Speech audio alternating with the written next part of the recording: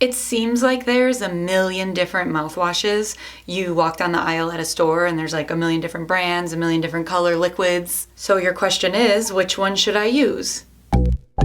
For this video, I'm going to break it down to the two main types of mouthwashes that I learned about in dental hygiene school. So I suppose we can kind of consider these two the two main important ones, and from there you can decide which one is best for you. The two main mouthwashes are Antiseptics and anti-cavities, also known as fluorides. Let's talk about antiseptics first. Antiseptics are good for your gums, so we are not specifically worried about your teeth with these ones. We are more worried about the health of your gums and fresh breath. Antiseptic rinses help control plaque levels and gingivitis, or bleeding, which in turn helps freshen your breath.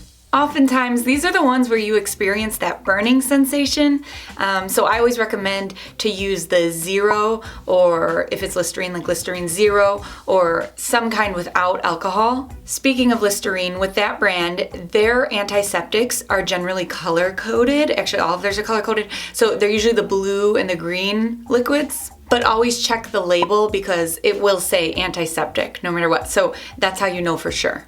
I usually recommend these for patients to use in the morning. You can use them at night too, but let me tell you why. Anti-cavity rinses or fluoride rinses. These are the ones that are good for your teeth. These are really great for you to use before you go to bed because after you swish with this one, after you rinse, you're supposed to wait 30 minutes before you eat or drink anything. So then you just simply swish and then sleep.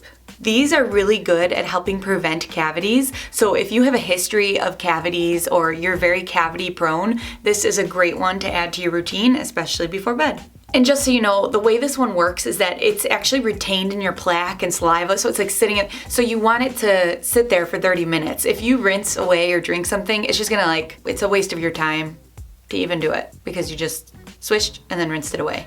Antiseptics are different though, the one we talked about before. That's just a freshener, it's not a big deal, you can rinse after, no big deal. Again, like I said, anti-cavity rinses or fluoride rinses, these are the ones that are really great if you're cavity prone. However, they're also great if you have braces, any kind of orthodontic stuff going on, or if you have dry mouth. They're really great for both of those as well. So if we're talking about Listerine again, because everyone knows that brand, this is usually a purple liquid. However, always read the label, right? Because it'll tell you right on the label, it'll either say anti-cavity or fluoride. Just a personal note for me, I've been recommending ACT fluoride rinse to my patients recently just because I feel like although a lot of the Listerines will say like zero alcohol, they're still kind of stinging, burning in my opinion. Whereas like the zero alcohol ACT, I just feel good the whole time. I'm not like, my eyes aren't tearing. But everyone's different. Maybe you like the burning, stinging, even though it says zero alcohol, it's still, you know what I'm saying? I think ACT is a little more not stinging, not burning, like it truly has that no alcohol feel. That's just my personal preference for fluoride rinses, although Listerine and ACT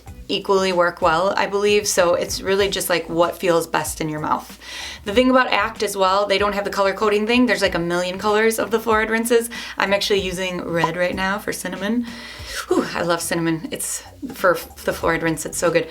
And it doesn't burn. Anyway, back to the educational portion of this.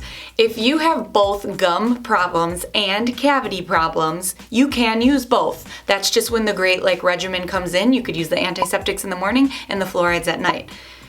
Totally okay, just don't mix them. I've had people ask if they can mix them. I don't know what that would do, but I wouldn't do it. Actually, it probably would get rid of the fluoride qualities again. You would be rinsing away. No, don't mix them. Also, I get the question from people who are super cavity prone, can I use the fluoride rinse in the morning and at night? Totally, go for it. Good for you for being proactive. I hope you already know this, but if you don't, then listen up. Mouthwashes do not, and I repeat, mouthwashes do not replace brushing and flossing. They will not make or break your oral health. If you're not properly doing your foundation routine of proper brushing and flossing or some kind of cleaning in between your teeth with interproximal brushes or water flossers, it's like if you're trying to put on your eyeshadow without your proper eye makeup foundation, right? I don't know, that's an attempt at a makeup analogy. But please, I just hope that makes sense that you brush and floss properly before you even consider adding a mouthwash to your routine. It's just an adjunct, it's just an in addition. If you're not brushing and flossing properly, then don't even do that first. I hope this makes sense. I hope this video helped you. Please like and subscribe if it did. And check out my website, teethtalkgirl.com. If there's a specific video you're looking for and you can't find it because you're scrolling through my YouTube, then you can type it in the search bar on my website and it just pops right up. It's great. Peace, love, and teeth.